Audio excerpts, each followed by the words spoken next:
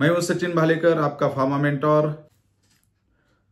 नमस्ते दोस्तों, मैं हूं सचिन भालेकर, आपका फार्मा मेंटोर। आज मैं आपसे डिस्कस करने जा रहा हूं फार्मास्यूटिकल इंडस्ट्री में इंपोर्ट एक्सपोर्ट किस तरीके से होता है। आप सब लोग जानते हो,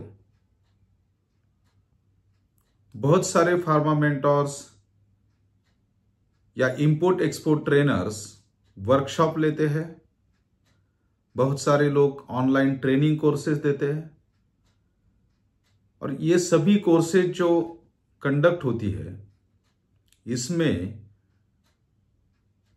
सब लोग आपको एक्सपोर्ट किस तरीके से करना है, किस तरीके से एक्सपोर्ट का डॉक्यूमेंटेशन करना है, एंड किस तरीके से एक्सपोर्ट इंपोर्ट इंडस्ट्री में आपको एक्सपर्टाइज लेना है, इस बारे में ट्रेनिंग सेशंस दे रहे हैं, आपको ट्रेन करते हैं। But at the end of session, जब कौन से सेक्टर में आपको एक्सपोर्ट करना है या इंपोर्ट करना है, इस बारे में बात होती है। Everyone is explaining about agriculture, everyone is explaining about cloth industry, everyone is explaining about electronic industry and some other industries. But when pharmaceutical industry के बारे में बात होती है, तो वहां जाके ये सब ट्रेनर्स का लिमिटेशन खत्म हो जाता है। कुछ लोग इसमें, बहुत सारे ट्रेनिंग सेशंस मैंने खुद ने देखे हुए हैं ऑनलाइन में, आप लोग भी देखते हो। अगर वो लेवल का नॉलेज अगर जानते हैं, हम लोग देखते हैं, तो एक तो इन लोगों को थ्योरेटिकल नॉलेज होता है, या इन्होंने कभी फार्मा इंडस्ट्री में, फार्मा सेक्टर में काम किया हुआ नहीं होता है। इस वजह से वो लोग स्टकअप हो जाते हैं, और जितना उनको थ्योरेटिकल नॉलेज मिलता है कहीं से, चैट जीपीटी से, इंटरनेट से, गूगल से, उतना ही वो आपके मुंह पे फेंक के मारते हैं, और आपके पास से पैसे का सवाल नहीं है। पैसे आप देते हो, ट्रेनिंग लेते हो, कुछ ना कुछ नॉलेज गेन होता है। तो क्या है फार्मास्यूटिकल इंडस्ट्री का एक्सपोर्ट इंपोर्ट एग्जैक्टली? आप सुनते हो कि ये थोड़ा डिफिकल्ट है, इसमें एक्सपर्टाइज चाहिए, इसमें आपको नॉलेज चाहिए, इसमें आपको प्रोडक्ट का नॉलेज चाहिए, इसमें आपको रेगुलेशंस का नॉलेज चाहिए। और आप हमेशा जो स्टैंडर्ड डाटा अपने पास मिलता है, जहां से भी, जैसे कि कस्टम्स के पास से मिलता है, या बहुत सारे वेबसाइट्स के पास से मिलता है, तो आपको स्पेसिफिक कंट्रीज का एक्सपोर्ट डाटा मिलता है कि इस कंट्रीज में ज्यादा फार्मास्यूटिकल एक्सपोर्ट होता है। उसमें कुछ कंट्रीज है, Europe, US, middle east, Germany, Italy. और आप लोग समझते हो कि इतनी मात्रा में, इतने बड़े पैमाने पे एक्सपोर्ट होता है, तो एक्सपोर्ट में करियर बहुत अच्छा रहेगा फार्मास्यूटिकल में। यू आर राइट, बट जो दिखता है वो होता नहीं है। मतलब जो कंट्रीज आपको मालूम है, वो कंट्रीज एक लार्जेस्ट एक्सपोर्ट कंट्रीज हम लोग बोल सकते हैं, बट वहां के रेगुलेशन जो है वो बहुत ज्यादा स्ट्रिंजेंट रेगुलेशंस है, एंड आम आदमी जो एक्सपोर्ट में आता है उसको उसमें एंट्री नहीं मिलती। तो फिर क्या करना है? तो वर्ल्ड में बहुत सारी, मतलब 50-60 कंट्रीज ऐसी है कि जहां पर रेगुलेशंस इतने स्ट्रिंजेंट नहीं है, एंड आप फार्मास्यूटिकल एक्सपोर्ट बहुत आसानी से कर सकते हो। बहुत सारी कंट्रीज ऐसी है जहां पर 2-3 महीने के अंदर आपका एक्सपोर्ट शुरू हो जाता है।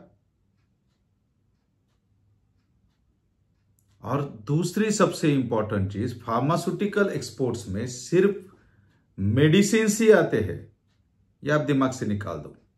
इसमें बहुत सारी चीजें हैं, सर्जिकल है, इक्विपमेंट्स है, फार्मास्यूटिकल प्रोडक्ट्स है, फार्मास्यूटिकल, एक्टिव फार्मास्यूटिकल इंग्रेडिएंट्स है, न्यूट्रास्यूटिकल्स है, आयुर्वेदिक है, कॉस्मेटिक्स है, इवन सर्विसेज भी है। तो फार्मास्यूटिकल एक्सपोर्ट, ये it is very vast subject, very vast. It's not limited to 10-minute seminars. It's not limited to any workshop. It's continuous and ongoing process, and from India, we are catering to more than 65% of the world as far as pharmaceutical needs are considered. तो 65% of the world means क्या? Largest हम लोग pharmaceutical export करते हैं. Last year 1,40,000 crore से ज्यादा Indian rupees का pharmaceutical export हुआ है. तो आप वॉल्यूम देखिए. अब बात करते हैं इसमें प्रॉफिट्स. कितने प्रॉफिट्स होते हैं? तो again this depends on your product selection, this depends on your category selection. अगर आपका प्रोडक्ट यूनिक है तो आपको अनलिमिटेड प्रॉफिट है. अगर आपका प्रोडक्ट रूटीन का है तो भी प्रॉफिट मार्जिन जो है वो 100% में मार्जिन मिलता है, नॉट लाइक अदर प्रोडक्ट्स. यहां पर आपको लिमिटेशन नहीं है. यहां पर आपकी क्वालिटी देखी जाती है, यहां पर आपका प्रोडक्ट देखा जाता है, यहां पर आपका मैन्युफैक्चरर देखा जाता है, यहां पर आपके एक्रेडिटेशंस क्या है वो देखे जाते हैं. तो कोई भी उठ के फार्मास्यूटिकल का एक्सपोर्ट कर सकता है क्या? नहीं, ऐसा नहीं है. आप एक्सपोर्ट इंडस्ट्री में हो, आप इंपोर्ट एक्सपोर्ट के बिजनेस में हो, fair enough. But pharmaceutical export के लिए आपका किसी ना किसी फार्मास्यूटिकल मैन्युफैक्चरर के साथ टाई अप होना चाहिए, और उस मैन्युफैक्चरर के पास एटलीस्ट WHO का सर्टिफिकेशन होना चाहिए, वर्ल्ड हेल्थ ऑर्गेनाइजेशन का. तो अब आप बोलोगे कि ये तो भाई दिक्कत वाली बात हो गई, ये कहां से लेके आए? तो इसीलिए मैं बैठा हूं आपका फार्मा मेंटर. आपको इसी प्रोसेस में धीरे धीरे एक एक्सपर्टाइज लेवल पे मैं लेके जाऊंगा. आज तक मैंने इस सेक्टर में ज्यादा ओपन पब्लिक के लिए ट्रेनिंग सेशंस नहीं लिए, because I am mentor and trainer for many pharmaceutical companies, many small scale pharmaceutical companies. We have upgraded to a certain level, we have upgraded them to a global level, and we have upgraded their turnovers from 2 crores to 70 crores, 80 crores, 100 crores. We are guiding their peoples, we are guiding their regulatory team, we are guiding their quality management system team, and we are getting them up to date for facing any kind of international audit.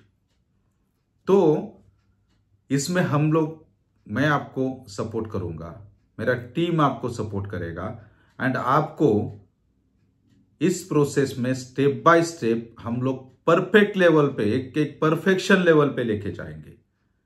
और इसीलिए the pharma mentor Sachin Bhalekar करके मैंने ये channel चालू किया है. इसमें मैं आपको स्टेप बाय स्टेप गाइड करूंगा कि किस तरीके से फार्मा एक्सपोर्ट किया जाता है, किस तरीके से इंपोर्ट किया जाता है, which are the documentation requirement, what are the basic requirements, and कौन इसमें आ सकता है. तो हम लोग थोड़ा 2 मिनट में इसका समझ लेते हैं कि फार्मास्यूटिकल एक्सपोर्ट में सिर्फ फार्मासिस्ट ही आ सकता है, ऐसा कुछ नहीं है. कोई भी फार्मेसी प्रोडक्ट्स का या न्यूट्रास्यूटिकल प्रोडक्ट्स का एक्सपोर्ट कर सकता है. कितना इन्वेस्टमेंट चाहिए? 0 रुपीज से लेके आपका जितना कैपेसिटी है उतना.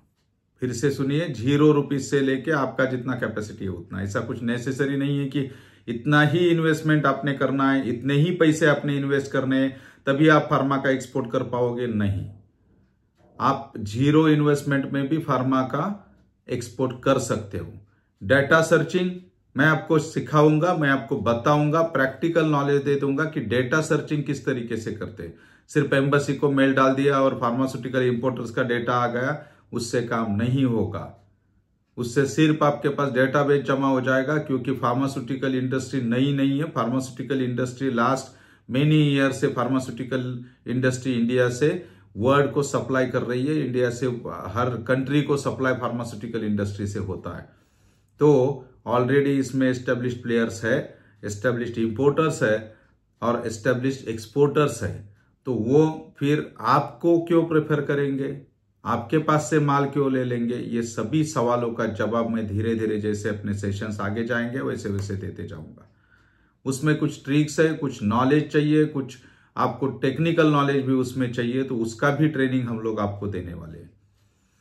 तो ओवरऑल फार्मा इंडस्ट्री के बारे में अगर हम लोग बात करते हैं तो फार्मास्यूटिकल इंडस्ट्री में एस्टेब्लिश होना है एज ए इंपोर्टर एक्सपोर्टर, तो सिर्फ फार्मासिस्ट चाहिए ऐसा कुछ नहीं है. कोई भी आदमी एक्सपोर्ट कर सकता है, only knowledge must be there. अब फार्मासिस्ट के लिए तो ग्रेट अपॉर्चुनिटी है। आप बोलोगे कि फार्मासिस्ट हूं मैं, मुझे मालूम है, तो आपको रेगुलेशंस मालूम चाहिए, आपको रिक्वायरमेंट्स मालूम चाहिए। तो जो भी लोग रिटेल सेक्टर में, जो भी लोग होलसेल सेक्टर में काम करते हैं, जो भी लोग मैन्युफैक्चरिंग सेक्टर में काम करते हैं या मार्केटिंग सेक्टर में काम करते हैं, कोई मेडिकल रिप्रेजेंटेटिव है या कोई डॉक्टर है, ये सभी लोग फार्मा एक्सपोर्ट में आ सकते हैं। और pharma export is huge demand as on today, क्योंकि मेडिसिन है, लाइफ है तो मेडिसिन है, मेडिसिन है तो मेडिसिन का बिजनेस है। एंड फार्मास्यूटिकल इंडस्ट्री ने पूरे वर्ल्ड को कैटर किया during the Covid, Indian pharmaceutical industry ने। और इसी वजह से एक ट्रस्टवर्दी एनवायरनमेंट है कि दुनिया रुक गई थी तो हम लोग रुके नहीं थे, हम लोग फार्मासिस्ट रुके नहीं थे, हम लोग मेडिसिन वाले रुके नहीं थे, हम लोग दुनिया को कैटर कर रहे थे, दुनिया को मेडिसिन सप्लाई कर रहे थे। और इसी कारण फार्मास्यूटिकल इंडस्ट्री का एक्सपोर्ट बढ़ते जा रहा है, बढ़ते जा रहा है, कभी कम नहीं होता है। Even in 2008 there was recession, that time also pharmaceutical industry has shown tremendous growth. So ये ना रुकने वाला बिजनेस है, और ये बिजनेस में सभी सेक्टर्स कवर होते हैं, फूड से लेके न्यूट्रास्यूटिकल से लेके surgicals, Ayurvedic, herbals, essential oils, pharmaceutical ingredients, active ingredients, excipients, dosage forms, cosmetics, external preparation, बहुत सारा वास्ट वास्ट वास्ट वास्ट बहुत सारी अपॉर्चुनिटीज है। तो वन बाय वन हम लोग इसके बारे में बात करेंगे, इसके बारे में सीखेंगे, किस तरीके से फार्मास्यूटिकल एक्सपोर्ट होता है, किस तरीके से फार्मास्यूटिकल एक्सपोर्ट इंडस्ट्री चलती है, इसके बारे में हम लोग देखेंगे। So thank you very much, बने रहिए मेरे साथ the pharma mentor Sachin Bhalekar, और आगे आपके लिए बहुत इंटरेस्टिंग वीडियोस मैं लेके आऊंगा, कुछ वर्कशॉप भी लेके आऊंगा, फिजिकल वर्कशॉप भी लेके आऊंगा, जहां पर आपको पूरी फार्मास्यूटिकल इंडस्ट्री सीखने के लिए मिलेगी, जहां पर आपको पूरा नॉलेज मिलेगा रेगुलेटेड का, गाइडलाइंस का एंड ऑल सेक्टर्स का। हम लोग ऑनलाइन ट्रेनिंग सेशंस भी आगे जाके लेने वाले हैं। तब तक thank you very much, have a nice and best Republic day 2025. Today is 26 January, Indian Republic Day is there, and I wish all my Indian friends best luck on this Republic Day, and welcome to the new journey of pharmaceutical industry. Thank you very much.